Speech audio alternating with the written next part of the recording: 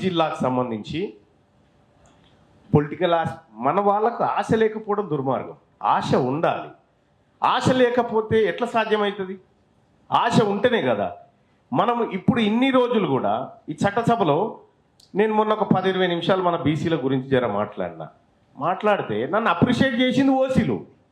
మనోళ్ళు లేచిపోయి రాడికి నాకు విచిత్రం అనిపించింది. జీవన్ రెడ్డి గారు లేచి మీ జాతుల గురించి ఇంత గొప్పగా ఎప్పుడు మాట్లాడలే, నేను చూడలే ఎప్పుడు కూడా. ఆయన జూపల్లి కృష్ణారావు, కవిత గారు అందరు అప్రిషియేట్ చేస్తూ ఉంటే మనోళ్ళు లేచి వెళ్ళిపోయినారు. అంతేందుకు పున్నం ప్రభాకర్ గారిని మాట్లాడుతుంటే వెళ్ళిపోయినాడు. అంటే